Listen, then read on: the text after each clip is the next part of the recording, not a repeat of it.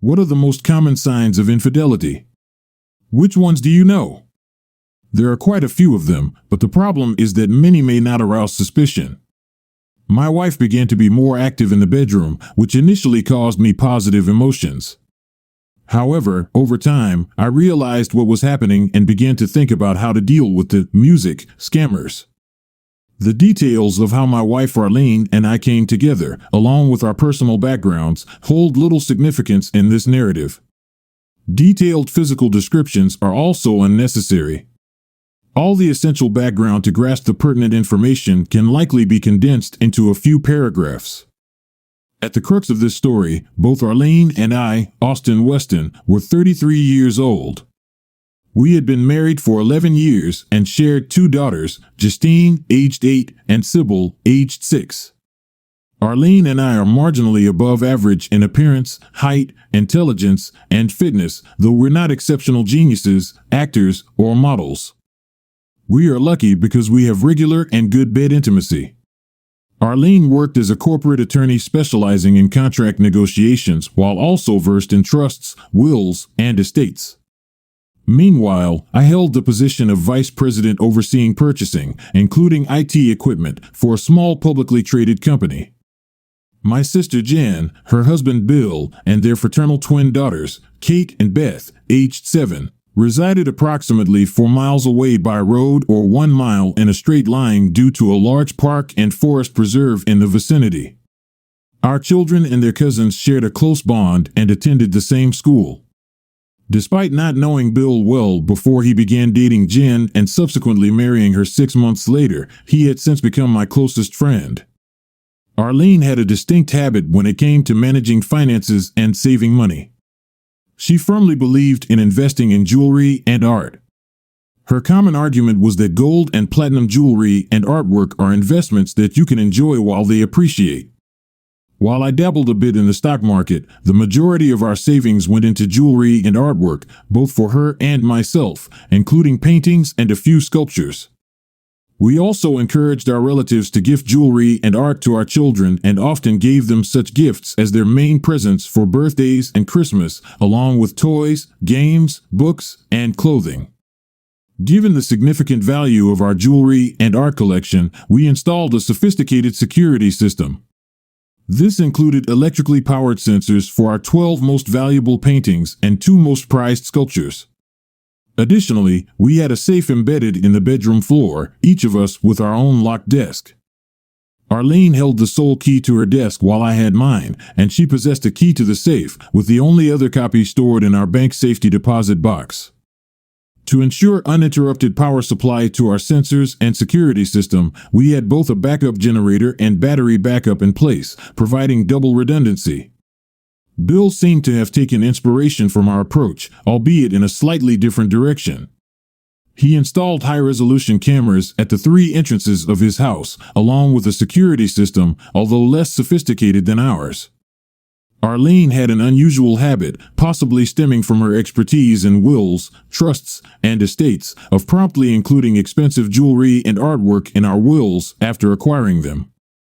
Any male jewelry would be added to my will, with the beneficiaries alternating between our daughters, Justine and Sybil, in case Arlene passed away before me, and vice versa for female jewelry. As for artwork, we took turns bequeathing them in our wills, alternating between Arlene and myself, and again alternating between Justine and Sybil as beneficiaries. This practice effectively designated some assets as mine and some as hers, as you can only bequeath what you own outright. From my point of view, everything went smoothly until one Thursday evening when I got home from work. I found Arlene there, but there were no children. We were enjoying a candlelit dinner. Arlene was dressed in a revealing outfit and greeted me with a kiss when I arrived. "Where are Justine and Sybil?" I asked innocently. "Jen and Bill kindly sheltered them for the night, and tomorrow they will be taken to school." They were thrilled when I mentioned they were having a sleepover at Kate and Beth's. Arlene replied with a mischievous smile. "What are we going to do without them?" I joked, pulling Arlene to me and passionately kissing her back. "We'll figure something out," she replied, snuggling up to me. After a delightful, fun, and relaxed dinner, we decided to listen to some CDs and dance. We mainly focused on practicing the steps of slow dancing, which we learned in dance lessons on weekends, and enjoyed relaxing at home for an hour without taking off our shoes. However, when Arlene began to show me more and more attention, our dancing came to an end. I carried her upstairs where we got into bed. My wife gave me the best bed intimacy of my life. What I experienced that night cannot be expressed in words. Did you like it? What is it? She asked. Does the Pope poop in the woods? I replied, still reeling from the experience, but I managed to make her laugh. We went to bed, but Arlene wasn't done yet. In the middle of the night, she woke me up again, and it all happened again. Remembering this incredible experience, I can't help but recall the moment when I realized that life was about to take an unexpected turn. In the midst of our entertainment, a thought popped into my head. What did this mean for us? Will it be the same in the future, or is this just a one-time promotion? With these questions lingering in my mind, I drifted back to sleep thinking about the possibilities that lay ahead. The next morning, Friday, Arlene was affectionate, and it made me think that the incredible night we shared was just evidence of an improvement in our bed life, promising even more exceptional experiences in the future. My cheerful demeanor and the wide grin on my face were remarked upon by several colleagues at work on Friday. However, this took a downturn in the early afternoon when the phone rang. "Austin, it's Arlene," my secretary announced over the intercom. "Hello, goddess of the bedroom," I greeted. "Hi there, Austin," Arlene chuckled. "Hey, I'm not Greek," I retorted. "No, but you certainly embody the essence of lust and passion," she teased. We exchanged more pleasantries which eventually segued into casual conversation, and then Arlene got to the point of her call. "Darling," her melodious voice conveyed over the phone, signaling the impending arrival of unwelcome news. "Some colleagues from the office are planning to grab dinner and drinks tonight for a team-building activity suggested by the morale consultant our company recently hired. Would you mind picking up the kids from daycare and preparing dinner? Are you not planning to come home at all?" I blurted out, my disappointment evident. "I will, but I'll need to change first. Unfortunately, I won't have time to pick up the kids and cook dinner. We're meeting at the restaurant at 6:30.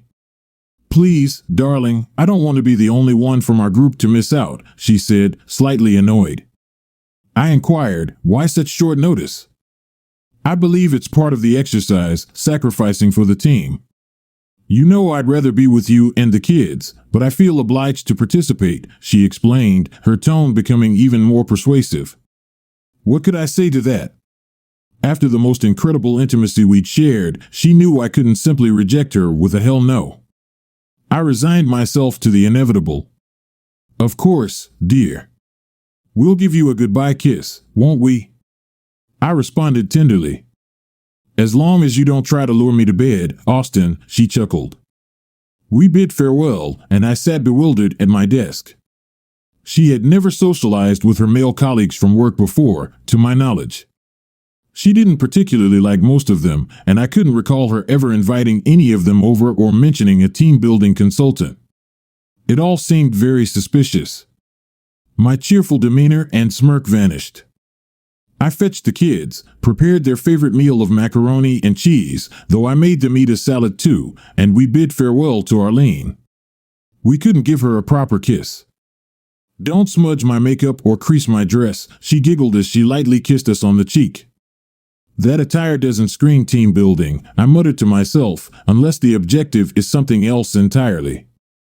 When Arlene returned home that night, I noted the time, 1:02 a.m., hardly indicative of a simple dinner and drinks. I pretended to be asleep to avoid a confrontation. She slipped into bed wearing what seemed like an ordinary nightgown and spooned me, a fact confirmed the next morning. There was no intimacy on Saturday night, but we did engage in our usual routine on Sunday and Tuesday nights. My pleasure decreased with every Thursday and Friday night when I went through the same routine. It's not that I don't appreciate the incredible bedtime intimacy of Thursday nights. Friday had become synonymous with a large number of team-building events. During the second Friday outing, she returned only at 1:22, and on the third at 1:51. By the fourth Friday evening, I had reached my limit. Despite the pleasure she gave me on Thursday, I couldn't help but notice the emotional detachment. While Arlene was getting ready on Friday, slipping into a sleek outfit I hadn't seen before, I expressed my feelings plainly. "Arlene, I really dislike this habit of going out on Friday nights." "Now, dear, I've already explained the importance to you numerous times," she replied, smoothing her dress over her hips as she gazed into the mirror. "I'm sorry, but I find it hard to believe that you're getting home at 11:30, I said, referring to the time she claimed to have returned on the previous 3 occasions, after just dinner and a few drinks. "I'm very suspicious, and it's tearing me apart." "Now, Austin," she said firmly, "you have no right not to trust me. We've been married for 11 years, for God's sake, and have 2 kids. Do you really think I'm out there doing something improper?" "I don't know, but what I do know is that something feels off about all of this," I responded. The conversation grew more tense as it continued. Finally, after giving the kids a perfunctory kiss on the cheek, she headed for the door.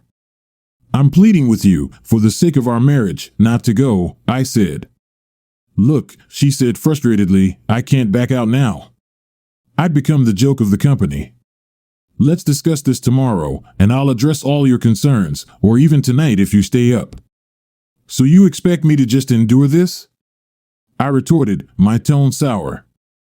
"Sweetheart, you know if we split up, I'll get custody of the kids, the house, and child support. You don't want to ruin your life over baseless suspicions, do you?" she asked, her expression defiant. "You're the one tearing apart our marriage," I snapped.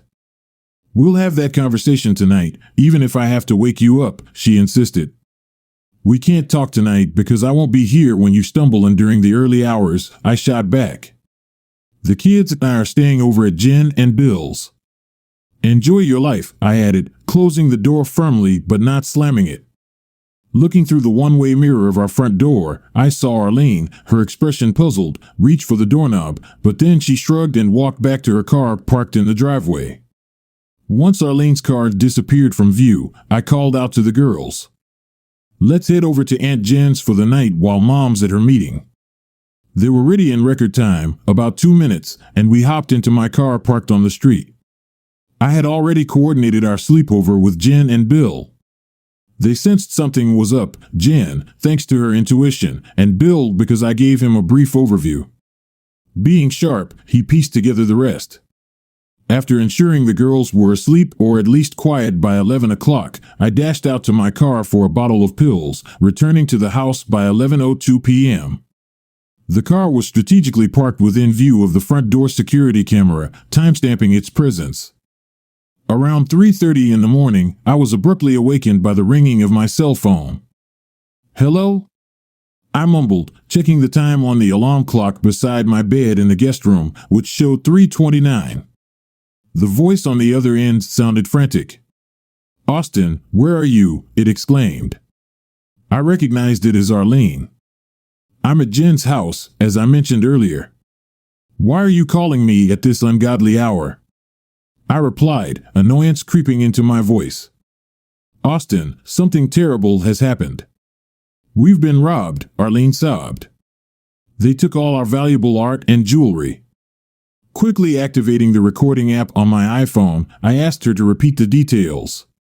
"Why didn't you call me as soon as you found out?" I demanded. "I tried," she cried hysterically, "but I only got home 15 minutes ago. The house was pitch black, and I had to use a flashlight to navigate." "Why the hell were you returning from a team bonding event at 3 o'clock in the morning, and what kind of bonding were you doing? Who was on top?" I spat out, trying to convey my anger. "Well, time just slipped away from us. We can discuss that later. Right now, you need to come home." Arlene's emotions were in turmoil. "Good grief, fine. I'll be there as soon as I can." "Let me get dressed," I grumbled, hanging up. I went to the restroom, got dressed, then headed out to the car, driving for about 10 or 12 minutes to reach the destination. When Arlene greeted me at the front door, her makeup was streaked from tears, and she held a flashlight. As she moved towards me with open arms, I halted her with my outstretched arm and interrupted sharply, asking, "Did you check the circuit breaker, Arlene?" "I don't know where it is," she sobbed. "Get out of my way," I shouted, swiftly passing by with my own flashlight. As I passed her, I inquired, "Did you call 911? "No," she replied sheepishly. "Well, what are you waiting for?" I snapped. I observed her retrieving her cell phone from her purse as I hurried past. In the basement, I discovered the main circuit breaker switched off, the backup generator in the same state, and the battery backup disconnected. Additionally, the phone line crucial for the security system was unplugged. I activated the switches, turning them on, and then reconnected the battery and phone line. All seemed to be functioning perfectly as alarms indicating the theft of numerous art pieces blared. Disabling the security system, I entered the code at the front door console, answering the call from the security company. I provided the password and confirmed it was a false alarm. Proceeding to inspect both the first and second floors, Arlene remained inconsolable, tears streaming down her face on the living room couch. "Greet the officers at the door when they arrive and snap out of it," I shouted at her, frustration evident in my tone. As expected, not only was all our jewelry and artwork missing, except for a hefty granite sculpture, but our children's prized possessions were gone as well. Even the secure safe in the master bedroom floor had been emptied. When the police arrived, I immediately provided them with my account of the situation, while a female officer attempted to calm down Arlene. I informed one of the male officers about the phone call from my wife, relaying the details she had shared and identifying the missing items. I handed over a list of our valuables from my study, while two other male officers conducted a sweep of the house, considering the possibility that someone might still be present, a thought that hadn't occurred to me.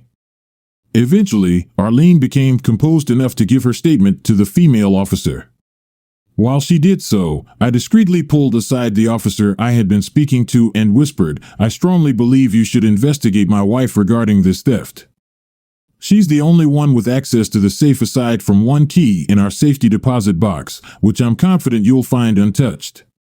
Moreover, we've been experiencing marital issues, and I wouldn't be surprised if you discovered incriminating evidence on her computer or in her locked desk."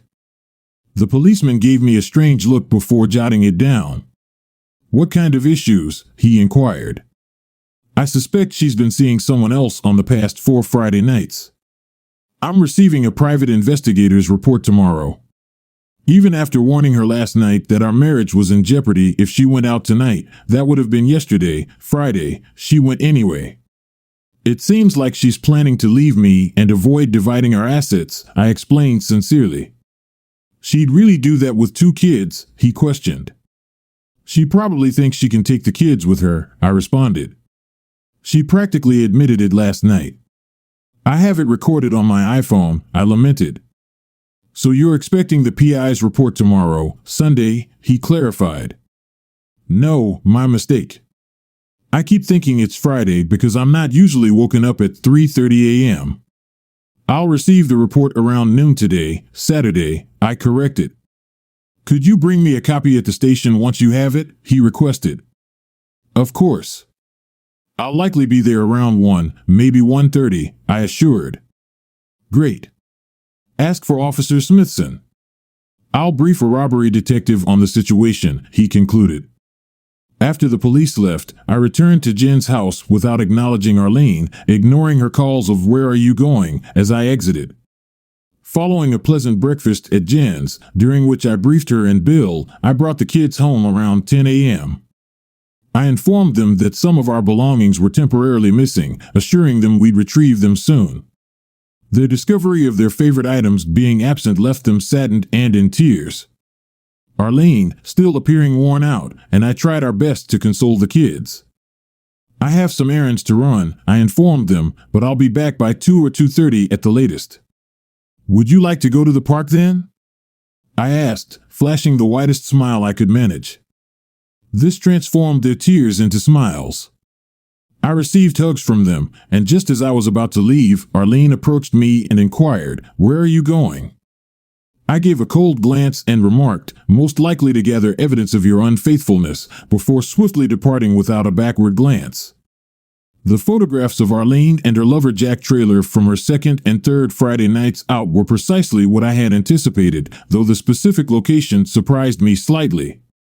The private investigator had warned that capturing usable evidence of their affair indoors might prove challenging. However, they were foolish enough to engage in intimate activities on Trailer's deck and in his swimming pool, clearly visible from numerous vantage points where privacy couldn't be expected. Additionally, the investigators' report indicated that they arrived at Trailer's residence after dinner on Friday night and departed in Arlene's car shortly before 11 p.m. The investigator didn't tail them, but they returned around 2:15 a.m., after which Arlene departed alone at 3 a.m. I visited Kinko's, made 3 copies of all documents except for a DVD, and then proceeded to meet with Officer Smithson, arriving around 1:15 p.m. He promptly introduced me to Detective June Grayson, a robbery investigator who was as attractive as the female cops portrayed on TV, a rarity I hadn't imagined existed in real life. Not only was she stunning, but she was also highly intelligent.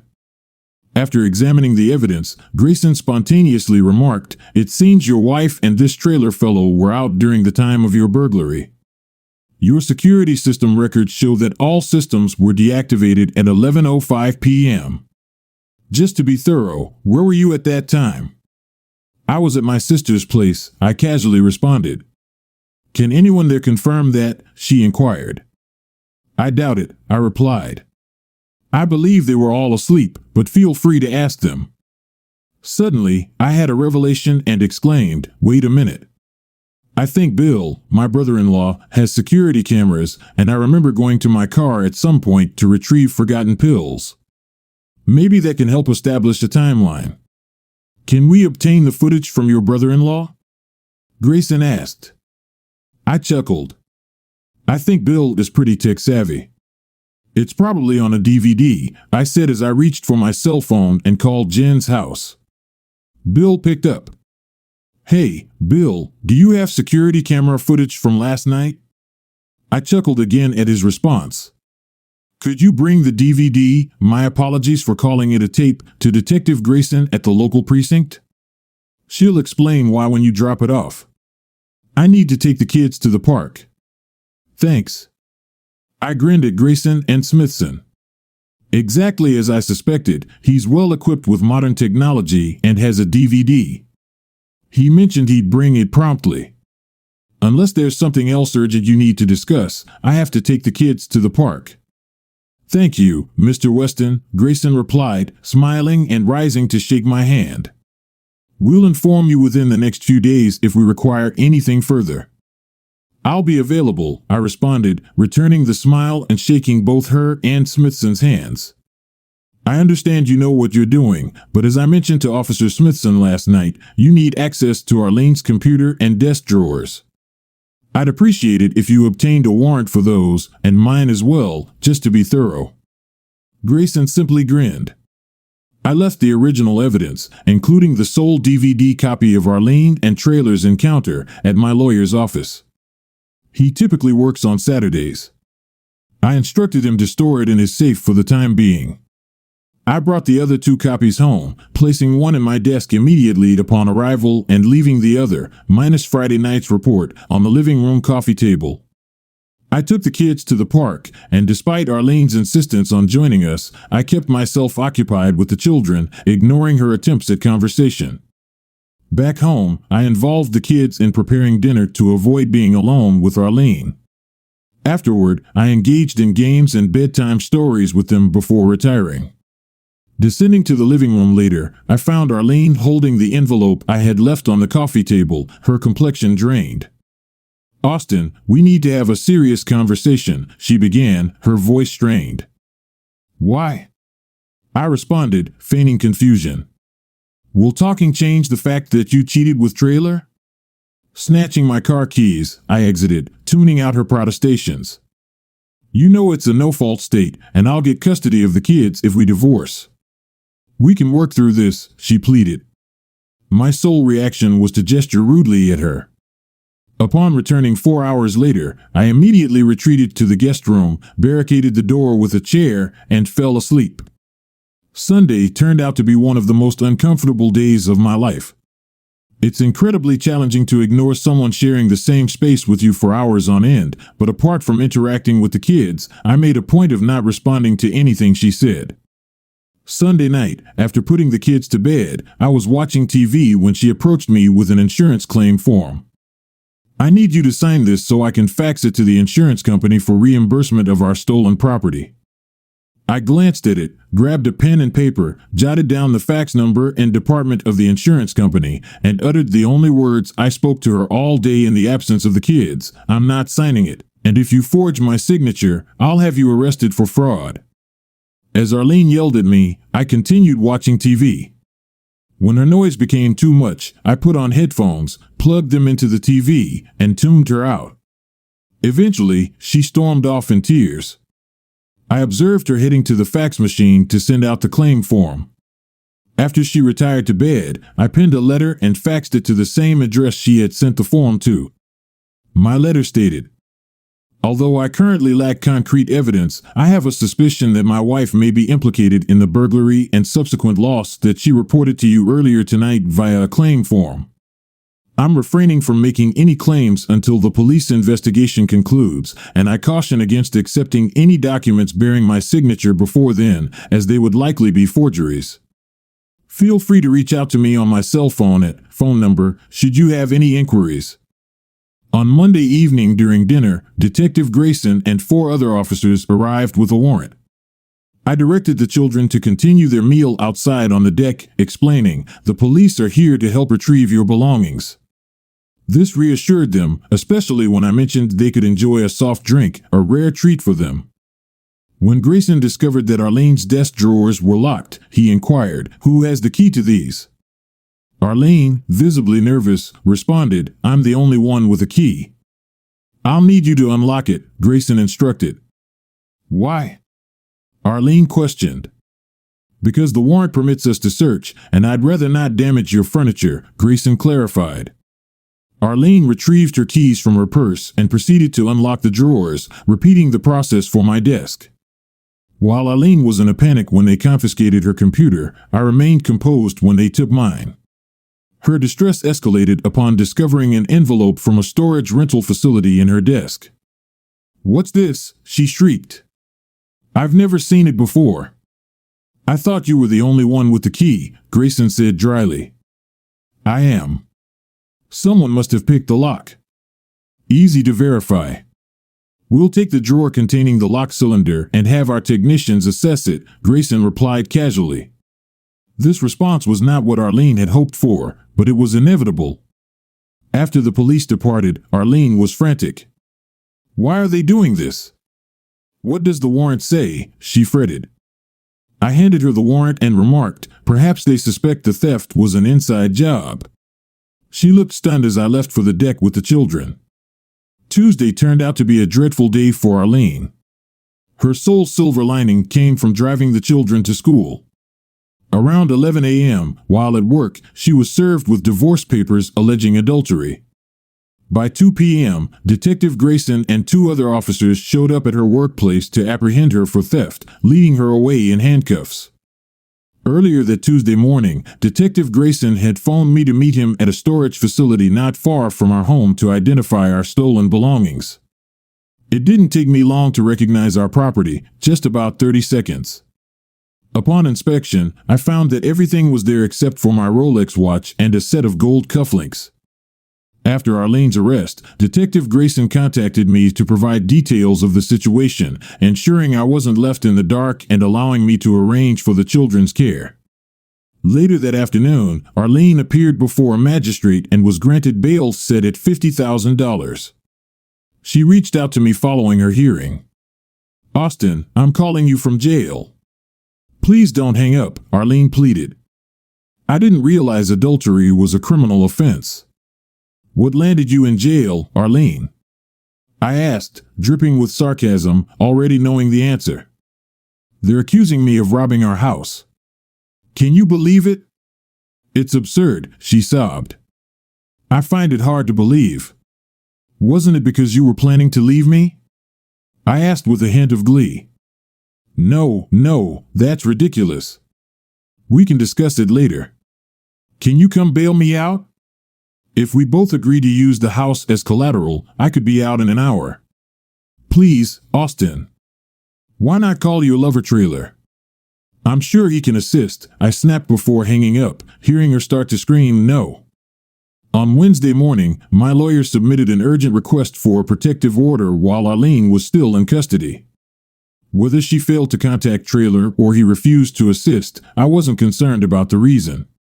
My lawyer appealed to the court for the protective order, citing Arlene's alleged theft of my belongings and those of our children as grounds for barring her entry into the house.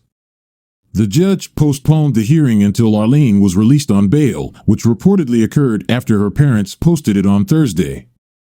She was instructed to proceed directly to the family law court for a hearing regarding the protective order. Arlene's attorney contended that she deserved the presumption of innocence regarding the theft charges and had never physically harmed or threatened any family member. Conversely, my lawyer argued that the disappearance of my two most valuable pieces of jewelry suggested a propensity for theft. The judge's decision seemed to compromise between the two arguments. We acknowledge the presumption of innocence. However, Mr. Weston retains the right to ensure the security of his property.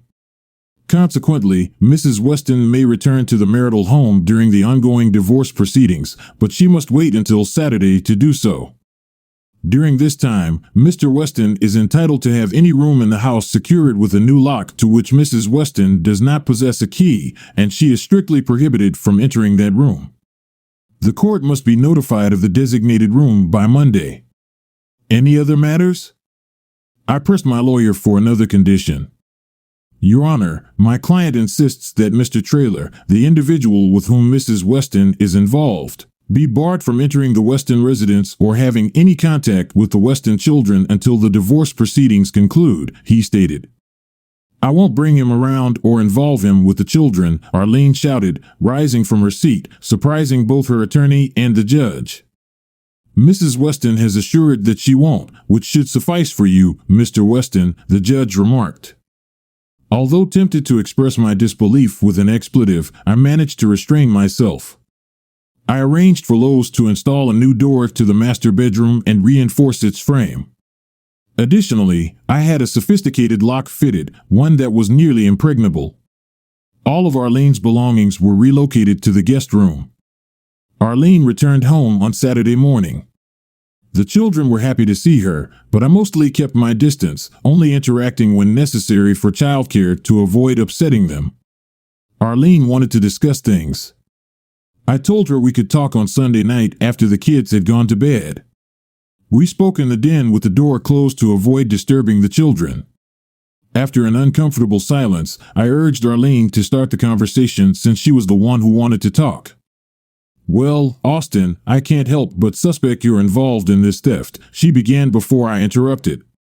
Whoa, I was expecting an apology for cheating and hurting me so deeply, Arlene, but I suppose that's not on your agenda, is it? I said sarcastically. Austin, once you calm down, we can discuss rekindling our love and putting aside talk of divorce, but I need to resolve my legal issues first, she said. Arlene, let me be crystal clear, even for someone as self-centered as you, there's no talk of divorce.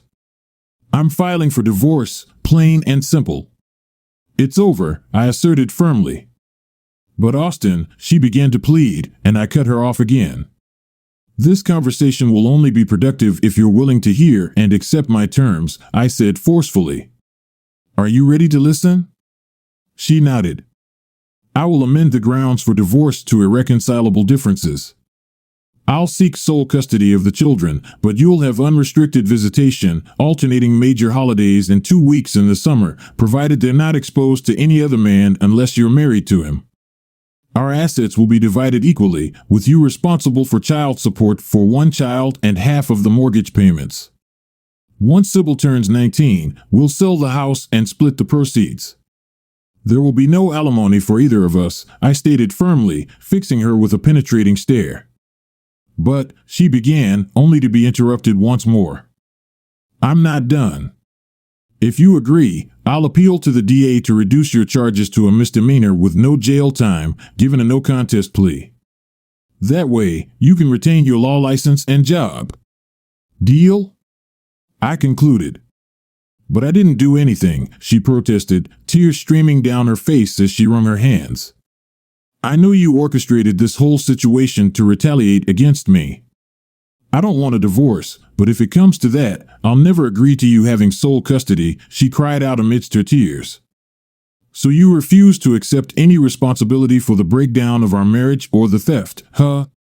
I demanded, my voice rising as I stood up. And you're not even the least bit sorry, as if I should be content being deceived. God, how did I ever marry you in the first place? I lamented. She buried her face in her hands as I urged, consider this offer, Arlene. If you don't, it could spell ruin for you. As I left the room, she cried out, but if only you'd listen, I could explain everything. You have to hear me out, or at least that's what I think she said. By the time she finished speaking, I had already closed the door to the den and couldn't be certain. 2 days later, upon returning home, I found the children absent, replaced by Arlene and Jack Traylor seated in the family room. What the hell is he doing here? I shouted at Arlene. You promised the court you wouldn't bring him around. Austin, you need to hear us out, she pleaded. Once you listen, he'll leave and never bother you again. Get out of here, Traylor. I thundered. He rose with a mix of aggression and supplication in his eyes. He may have had 3 inches and 30 pounds on me, but I firmly believed in the adage that it's the size of the fight in the dog, not the dog in the fight. I'd never backed down from a confrontation in my life, even if it meant taking a beating, and this wouldn't be the first time. Traylor approached me slowly, attempting to convey something, but amidst my repeated shouts of "get the hell out" at the top of my lungs, I couldn't discern his words. After persistently yelling my demand about 24 times, it became evident he wasn't going to comply. I marched towards the phone to dial 911. Annoyed, he yanked the phone cord from the wall, insisting, "Just listen for God's sake." Undeterred, I reached for my cell phone to make the call.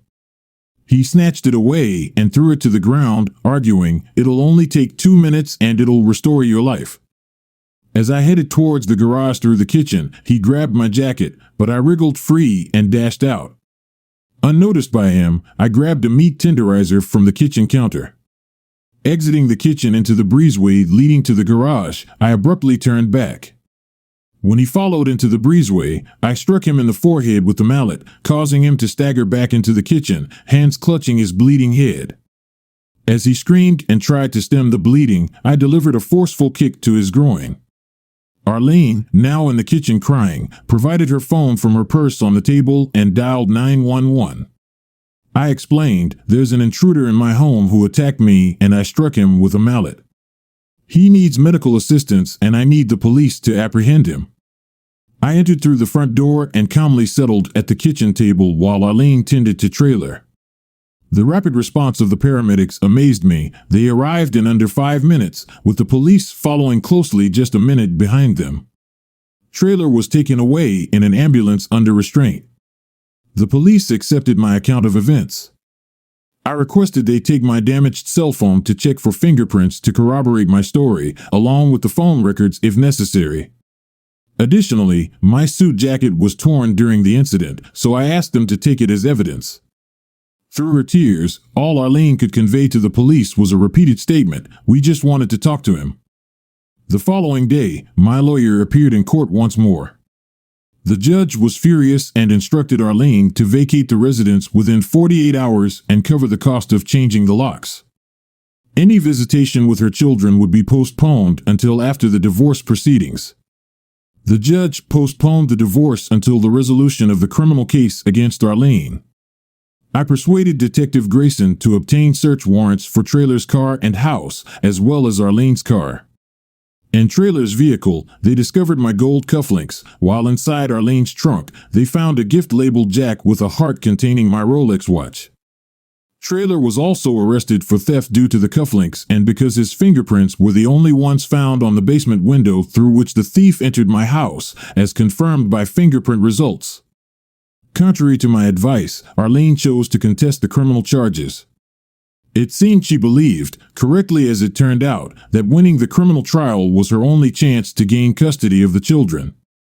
The prosecution presented a strong case. A woman resembling Arlene, with a flashy emerald ring and blonde hair, rented the storage unit where the stolen items were discovered shortly after Arlene's initial team-building exercise. Only Arlene's fingerprints were found on the lock of the storage unit, adding to the evidence discussed earlier, which formed a compelling prima facie case for the prosecution. During their defense, Arlene and Trailer testified. Arlene admitted that she had 4 close contacts with Trailer, but claimed that she did not leave his house until 3 o'clock last Friday morning, questioning the credibility of the testimony of a private investigator. She claimed that I must have been the one who stole the items and framed her, although she couldn't explain how I could have done so since she admitted that she didn't believe I had access to the safe or her desk drawer, and her keys were always in her possession. Arlene attributed the rental of the storage unit to mistaken identity and suggested that her fingerprints were planted on the lock. Both Trailer and Arlene appeared confrontational and indifferent to the impact of her infidelity on her family. During my interrogation by the defense counsel, which lasted for 3 hours, the prosecutor and Detective Grayson commended my performance. They remarked that I came across as assertive yet cooperative and highly credible. Following my cross-examination, the prosecution called upon Detective Grayson to clarify that it was impossible for me to have committed the theft. She pointed out that the surveillance footage at Jen and Bill's house showed me entering at 11:02 p.m. and not leaving, with my car remaining parked while the break-in, indicated by the alarm deactivation, occurred at 11:05. According to Detective Grayson, in numerous tests, the quickest response time from Jen and Bill's house to mine by patrolmen at that hour of the night was 9 minutes and 32 seconds. Additionally, Detective Grayson testified that I did not possess a key to the safe. The only 2 keys belonged to Arlene, who kept one in her purse, and the other was in the safe deposit box. She stated that I hadn't visited the safe deposit box for over 3 months prior to the initial team-building session. An expert confirmed the accuracy of Bill's DVD recording time as well as the reliability of my alarm system. After the case went to the jury, Arlene and Trailer sensed that the outcome wouldn't be favorable and attempted to negotiate a deal with the prosecutor for lesser charges, a suggestion I had previously made to Arlene. Arlene even agreed to grant me sole custody of the children. When the prosecutors sought my opinion, I deferred to her authority but expressed my inclination to let the jury decide, considering the expenses and troubles of a trial. Ultimately, the prosecutor followed through with the trial, and the jury returned a verdict in less than 2 hours, finding Arlene guilty on all counts, including theft and insurance fraud, and Trailer guilty of theft and assault. Arlene received a 3-year jail sentence along with 5 years of probation, and the Bar Association initiated disbarment proceedings against her due to her felony conviction. As Trailer had prior misdemeanor convictions and his assault on me was deemed a special circumstance because it occurred in my home, he was sentenced to 4 years in jail, 5 years of probation, and ordered to compensate for the damages to my cell phone and suit jacket. After the criminal trial, the divorce proceeded effortlessly. Despite Arlene's attempts to plead her case through her attorney while she was incarcerated, they were disregarded. The marriage ended due to her adultery. I gained full custody of the children, provided child support for 3 years, and extended upon Arlene's release from prison, along with acquiring the house. Our remaining assets, excluding Arlene's legal expenses, were divided equally. She was also obligated to cover my attorney's fees. Exiting the courtroom with my brother-in-law and closest friend Bill, he wore a satisfied grin. "What's making you smile like that?" I inquired. "Come on, Austin, spill the beans." "How did you manage it?" he eagerly asked. "Manage what?" I chuckled. What I didn't tell Bill, but will share with you, is that I orchestrated the entire theft scheme. I was immediately suspicious of the team-building excuse from the start. To confirm my suspicions, I had a colleague call HR at Arlene's workplace. If HR hadn't heard of it, I knew it was fabricated. On the first Friday night of the supposed team building, I had already arranged for a local high school senior to babysit. She arrived promptly after Arlene left, and I paid her $50 for her service, along with an extra $100 to ensure her silence about that night. I ensured Arlene's cell phone emitted a signal that my smartphone's app could pick up, confirming it before she departed. Friday evening, once the babysitter arrived, I used the app to track Arlene's whereabouts. I located her with a man I didn't recognize at a restaurant I'd never heard of. Disguised, I approached a busboy, offering him $100 to bring me a glass that Arlene's date had handled and drank from. I waited until Arlene and her companion left the restaurant, watching them kiss as she got into his car. Still in disguise, I followed them and surreptitiously took a picture of the license plate on my cell phone.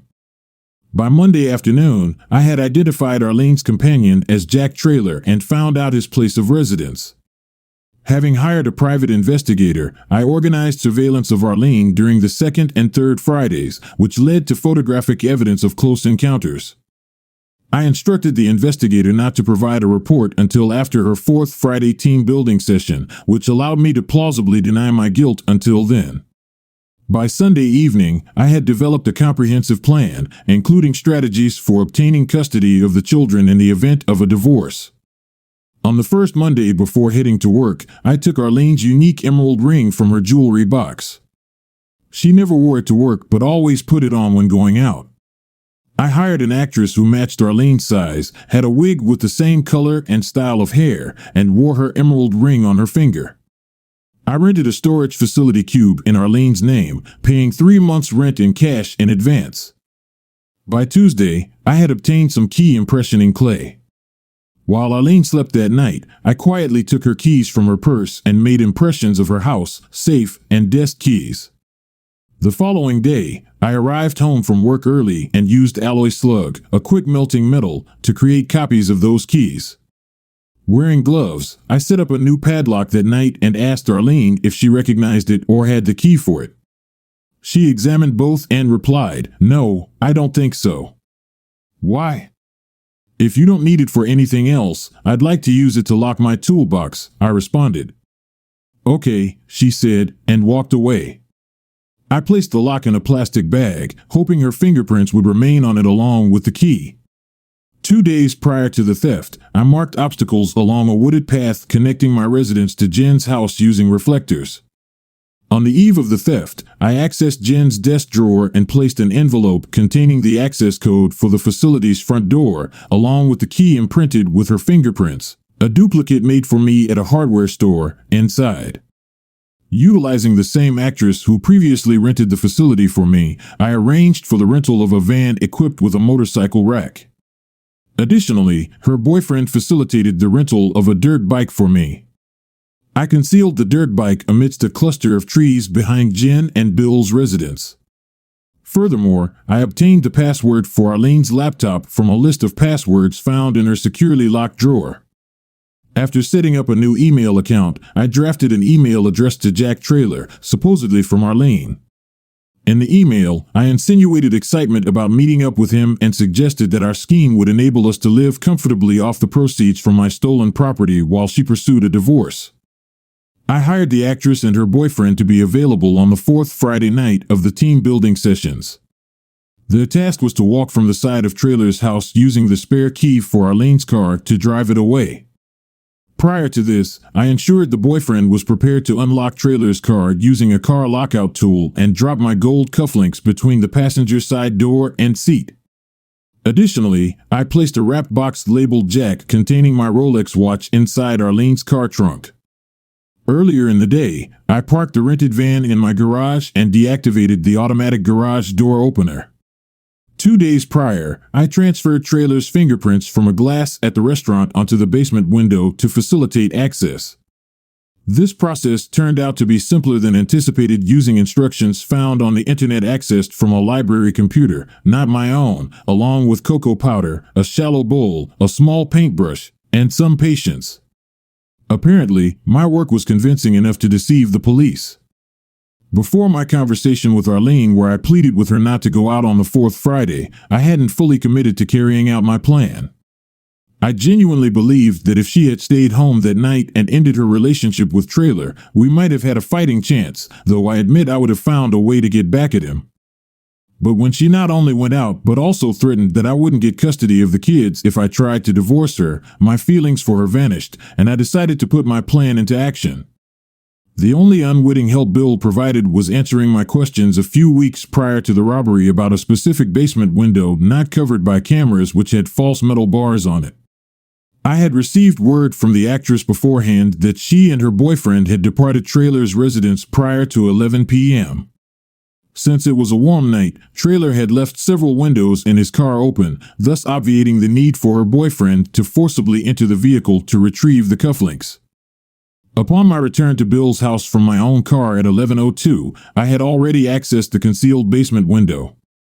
Swiftly exiting, I dashed to the dirt bike, traversed the woods at speeds exceeding 40 miles per hour, relying on the reflectors to alert me to any obstacles. Arriving at my house, I targeted the basement window, which I had previously disabled the alarm for, and planted Trailer's fingerprints. Wearing gloves throughout, I systematically disconnected the phone line, removed the battery, shut off the backup generator, and finally powered down the main switch. I utilized the duplicate key I had crafted from Arlene's to access the safe. With knowledge of the contents, whereabouts, and the van conveniently parked in the garage, I efficiently cleared out everything within an hour despite the dim lighting. Subsequently, I transported the items to the storage facility, loaded them into the rented cube, and secured it with the lock bearing Arlene's fingerprints. This process took just over an hour. After returning the van to the rental agency and leaving it in the lot, I deposited the keys in the drop box and hailed a cab, instructing the driver to drop me off a block away from my residence. From there, I rode the dirt bike back to Bill's house, collecting reflectors along the way. I concealed the dirt bike amidst a cluster of trees and re-entered Bill's house through the same window I had previously exited, reattaching the faux metal bars.